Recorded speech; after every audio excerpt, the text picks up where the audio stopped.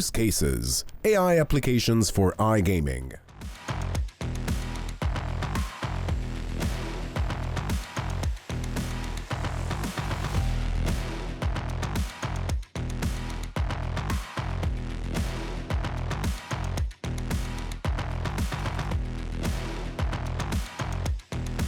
So welcome to our next panel, and this is a smaller, more compact panel over here. I have Staffan to my right and Paula to my left. Paula. Paula.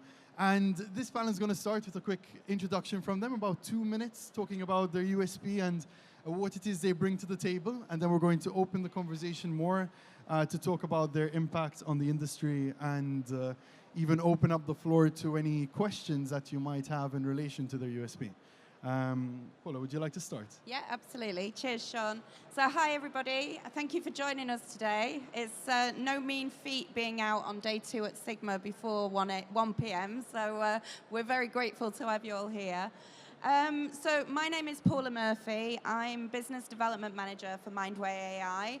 And we are basically a very specialized technology business that bring together neuroscience, human expert psychological opinion, and AI machine learning technology to do player tracking, looking for signs of problematic play in the player data. So what we do is we take the operator spin level data, we then look for patterns that you can see within that data, but the key thing with what we do that is different from sort of historical approaches is we build in context. And the way that we do that is we have a human panel of experts who are psychologists that have either worked in research or in treatment in this space, and we get them to analyze what they see within the data. We then train the algorithm to replicate that expert human decision making on scale. So anything that those expert psychologists can understand, the algorithm gets to a point that it can understand and identify as well. So I think a really good example of this would be, historically, people would sort of, everybody would acknowledge that nightly play is generally seen as an indicator of gambling-related harm. And historically, systems would look at, does nightly play exist, yes or no, and that would be where it would stop. But actually, not all nightly play is equal, for example. So where you might have one individual who is gambling throughout the afternoon, into the evening, into the early hours of the morning, you're seeing erratic deposits, you're seeing product use across multiple different products, that's a very different case than somebody who sort of gambles in the early hours of the morning, but it's generally around a weekend, and their deposit patterns are very sort of consistent, and you're actually seeing that they're betting on a sporting event that happens outside of their jurisdiction, for example. These two players are not the same, and what we're able to do is see that difference and actually identify the players that do need operators to be interacting with them from a safer gambling perspective. Staffan. Yes, thank you very much. My name is Staffan Engström, and I founded Fieldstream.ai. So we basically looked at the problem or the challenge with AI from the direct opposite side of my colleague here, because she used neuroscience to make people play less. We use neuroscience to make people play more. I scanned brains for 3 years with Stanford University and built a predictive AI model, how people actually are affected by advertising, and with astonishing results. And based on these learnings, 2016 to 19, I then took the predictive model and adapted it to business data for iGaming companies. So what we do is to optimize where you should focus your marketing, on whom and when, using a deep neural network. And this is going now at a light speed. You can now measure from what you did in terms of a big sponsorship 4 years ago, the exact impact it has today on a certain player. So that is what we are doing. I'm going to disagree with you that we come from opposite ends, Staffan, just simply because I think if you have a holistic view on player behavior across the whole piece, then that view of risk can also feed into certain marketing decisions. So I think we should be having a chat after this, and we should be collaborating. 100%. I'm all for control playing, 100%. That's why I started this. I just learned that the dark side was so much more seductive. It's actually true. Moderator, I was kind of excited for a war to be happening over here between both sides, but totally, a holistic approach towards this industry is fundamental. It benefits the brands, it benefits the players. What I do find intriguing is the topic of this panel. It's primarily the only way to keep AI from taking your job is to use AI to do your job better. Yet everything I heard right now is about optimizing and using neuroscience to be able to do more with less. Would any of you be willing to either debunk the statement or back the statement? Sure, I'll give it a go. So this isn't about replacing jobs. This is about providing the intelligence and information that is required for those humans in those roles to make better decisions. And obviously we'll let Staffan speak for himself, but I would say that's on both sides of this coin. If you have a really good understanding of somebody's behavior, then you can interact and intervene with them in a way that they see themselves in that conversation. And what we're doing here is giving the people that work at the operators the opportunity to do that by having data analysis that would normally take a very, very long time to pull together at the click of a mouse. It doesn't replace the role, it just changes the role a little bit and makes those people more effective because they're more informed. I'm going to be the devil's advocate. No. Please do. When it takes a long time, isn't it because you have a human intermediary conducting that psychoanalysis, so to speak, analyzing that behavior? And as you're automating it with a digital solution, you're removing that intermediary. If you imagine that some of our customers literally have millions of players that are on their sites, you know, a lot of the time, to do that manually would just not be possible in any kind of real sort of time frame that is going to mean that your interaction is timely and carried out at a point where it's going to make a difference. So actually, my belief is that the technology is the only answer to do this. What we've got to do is get better and better and smarter with the technology so that it is more contextual, it does have a better understanding. We are more sort of aware, the whole thing they were talking about on the last panel, explainable and understandable, that is also so important in this space. I like that point because I come from a naive perspective, right? If this, just because a solution is being brought to the market doesn't necessarily mean it's disrupting or replacing an already existing system. It might be additive to the... You have anything to add, Steph? Yes, I completely disagree. Per common research, the first ones to get fired are the CEOs. We take 100 decisions every day, deeply rational. AI is far better to take these decisions than I am. I will lose it first. After that, the whole chain down. This is a deep disrupt into human, you know, the man thinking solution. Before, in the Industrial Revolution, it was muscle. Now it's the brain. Everyone here should take 8 AI classes tomorrow. This is serious shit. You know, this will change everything. 30% of all jobs will change the next 2 years. This is capitalism, my friends. It's ruthless. Do you think the billions going into AI is there to just be nice? They're looking for returns quickly. That's the HR costs. It's going to change so quickly. Next year, we're going to talk about that, and I'm going to be fired. You're not helping me do my job here, Staffan, because one of the main concerns that I see, especially from the tech departments when we go in to work as a third-party supplier, is protectionism around their system, their outdated system that they maybe built and want to keep going. So telling everyone they're going to lose their jobs is a bit of a worry for me. No, not everyone. No, but you have to gear up. You have to be prepared, because a lot of people will be affected. You can be more efficient or you can lose your job. You know, it's really interesting. This is a change of, you know, the way we actually go to work. And it's serious. How many of you agree with Staffan? Can you raise your hand if you do? How many of you fundamentally disagree with Staffan? Could you raise your hand if you're...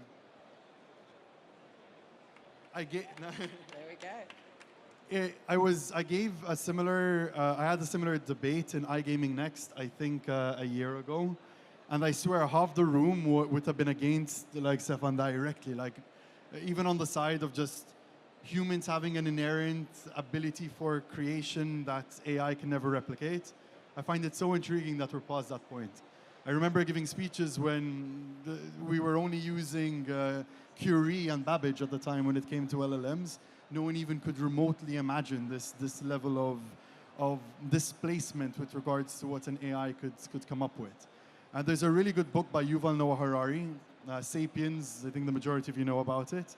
While you were talking, it was the first book that made me question how neuroscience can be used with tech stacks to be able to more efficiently create art or create a dopamine-backed entertainment cycle, so to speak. But one quote I love from that book is how in the Industrial Revolution, the horse went to the slaughterhouse. There's a really interesting quote about what happened to horses, how they were used for the replacement of muscle, and the steam engine just completely took them out of the industry and sent them directly to the slaughterhouse. Look what happened last night. Elon Musk was made the head of better US government efficiency, a minister post out of his own office. Do you think what that means for the American administration and the millions of American jobs in administration? Do you think it's going to win and play Fonzie? No. There's millions of people in the US government are going to lose their job first. It happened last night. But what I would say to that, Staffan, is that, you know, this is not about protecting the jobs that exist. This is about evolving the jobs that we do. You know, after the Industrial Revolution, we didn't all of a sudden have no work. The work changes, and I think that technology is always like that. It's always going to change what we do looks like, but it doesn't mean that we're all going to be sort of redundant. I am a socialist. I want everyone to have a good life. You know, this whole notion about giving government pay for just having a good life makes a lot of sense. It will happen. This is, you know, this is not far away. There will be so many less jobs. And how do we pay for these people to have a meaningful lives? Are there any remarks or questions from the floor? I'm seeing some of you quite agitated as we slowly go through this discussion.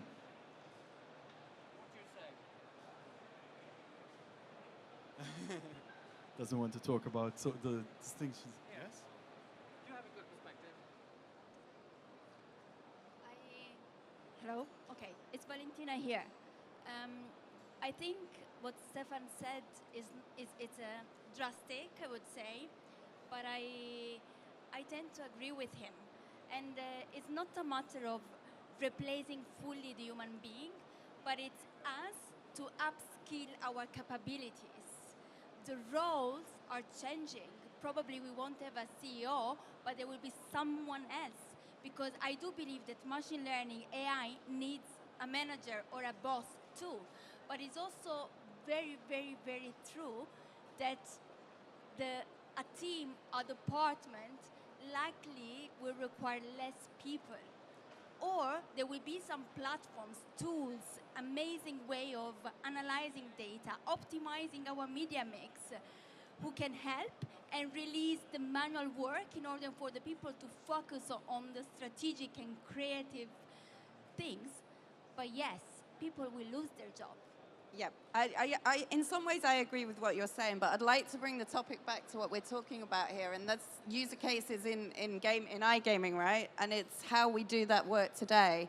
And certainly considering the user case that I put forward and what we do where we're actually assessing the level of player risk, you do have a certain number of customers that you cannot automate those interactions with. And what we're doing in that instance is we're finding the needles in the haystack so that the operators are not messing around with the hay for hours on end. You know, because of the very nature of this, there is still a need for human-to-human contact. And I think there always will be. Now, some of those interactions, they can be automated, and they are automated, but that tends to be when you're sort of lower down the risk tiers, when you're looking at people that are in early risk, that an email or a pop-up or a nudge towards some safer gambling tools might actually just do the job to bring them back to a level of sustainability. When you see the behavior escalate past that, an email isn't going to cut it. A pop-up isn't going to cut it. You need to actually have a human. Yeah, absolutely. No, it makes sense. I mean, I think your company, how many are you today? Mindway.ai. How many are you, yeah? Yeah, so there's 20 of us full-time at Mindway.ai. Yeah, so 20 sharp data scientists can replace 2,000 statisticians. You know, that's equation, that's it. And you apply that to psychologists, who was then 2,000 psychologists. It's just, the numbers just aren't there. And I completely, you know, you just have to be prepared. You have to be at the top of the food chain, because there are going to be a lot of layers down where the automated tasks that are fairly sophisticated that will disappear rather soon. With this, extremely well-developed bots that talk to each other from different level of perspective. Now we have bots, one knows psychology, one knows marketing, one knows finance, and they all communicate together to come up to a solution in the speed of light. That will replace us. I'm scared. And I don't mean to be a fearmonger, really, truly. You sound like a socialist who sold himself to I am a socialist, capitalism, yeah, though. I did, yeah. And one thing let me bridge the gap over here, because I think you're both correct. There is room, we need optimism. We have to have optimism. If we don't have a form of optimism, there practically is no point. But we also need pessimism. We need to be cynics. We need to know our history, and we also need to be aware of the risks. I think fundamentally the fact that capitalism and socialism were brought up in this conversation is no surprise, because fundamentally we do exist in an economic model where the poor get poorer, the rich get richer, and things do seem unfair for people. Generation after generation, things seem to become more and more unfair, or it becomes even harder to be able to be autonomous in said economy. But that's like AI in itself is going to accelerate something. You mentioned the Industrial Revolution. It did create jobs, but it also accelerated urbanization. Social media connected people in a way that was unprecedented, but also created a data monster where you had emergent companies like Cambridge Analytica that then ended up impacting democracy. Now we're having conversations on censorship and the nature of censorship and free speech, and who should be the arbiter in between those technologies. I really fundamentally believe the biggest risk with AI isn't disruption on the side of automation, it is noise. It is noise. It is the inability to be able to know what is true and what is false. And so much, like you can get an AI agent, you can get Claude to automate the creation of like a specific tech stack, but it's 80% correct. And because we're so reliant on it, we don't recognize that 20% gap. And we keep on building on those mistakes in perpetuity. We're back to the human in the loop there in that instance, aren't we? Because, yeah, I agree that you're never going to get efficacy at 100%, or certainly we're not there just yet. We are talking in the 80-odd% level of efficacy, and that is why I bring it back to what I mentioned at the beginning around this whole idea of anything that the AI is, any decisions the AI is making, anything that it's showing us needs to be explainable and understandable and cannot be black box, right? We've got to understand what that decision is based on, and that, for me, needs to be the focus of developers at the moment. It certainly is what we do. And we go to great lengths to make sure that that's the case. Because also when you think, again, bringing it back to the applications in gaming, that when you think that you're going to be displaying these results to people, you also want them to trust those results and act upon them. So it's important that they can understand them. Well, I want to end on a positive note. So on the first side, Mindway.ai is an amazing company doing really important work. But look, think about medicine, think about energy, think about food. Think about the real humanitarian areas where we can do huge strides in the next coming years. That is not driven by capitalism, that is actually driven for the greater good of humanity. It will make a deep impact. We just need to figure out who's going to be paid what at the end of the day. And it is a better humanity. It has to be. Thank you. I'm actually a socialist too.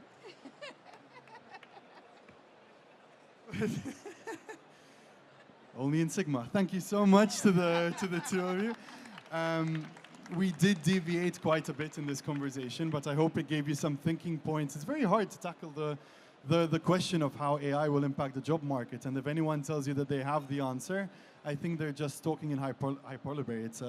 We can only hypothesize at this point and see. So yes, be prepared, but also don't lose out on optimism either. Try and do good. Thank you so much, everyone. I hope you have an amazing day.